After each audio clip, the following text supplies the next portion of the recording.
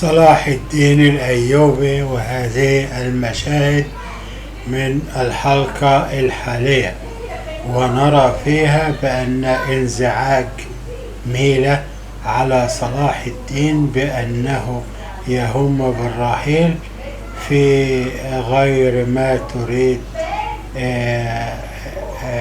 عاطفيا لأنها تحبه. وهنا توصي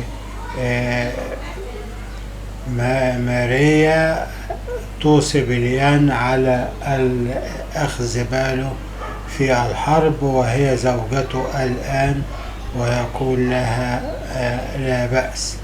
وهنا يخبرهم هذا الرجل بأن صلاح الدين ينسحب، وقد قام بهذه الخطة صلاح الدين لكي يهم الصليبيين بأنه ينسحب الآن وسوف يطاردونه في انسحابه، ولكن هيهات لهم أن يفعلوا به شيء، فهي خطة قام بها، وسوف نرى ما يحدث منهما جميعا. وهذا بليان والقاضي فاضل، وهم يدعون كيليماز إلى التحالف مع صلاح الدين، ولكن يرسل كيليماز عساكره ليقبض على القاضي الفاضل وعلى من معه مثل كاراتيك وباقي المحاربين. وهنا كانوا في الخان يأكلون قبل أن تأتي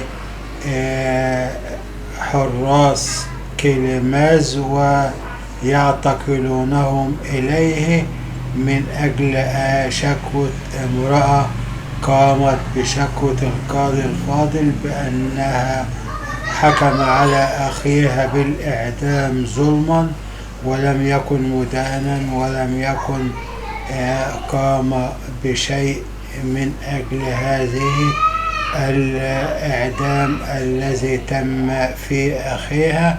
لذلك قام كيليماز بالقبض على كاراتيك والقاضي الفاضل ومن معهم، وسوف نرى ما يحدث من هذه المفارقات والخطط. أما صلاح الدين فيوصي أخيه بوري بالهجوم على قلعة القرك عندما يهم صلاح الدين بالخطة التي وضعها، خطة الانسحاب، ويستدرك خلفه القوات. وقد شاهدنا في الإعلان الأول للحلقة القادمة بأن ميلا قد دافعت عن صلاح الدين بصدرها وأخذت السهم في قلبها، ولا نعلم هل تموت أم ستعيش. وسوف نتابع معكم مشاهد أخرى من هذه المسلسلات، فأهلا وسهلا بكم أحبائي في الله. السلام عليكم.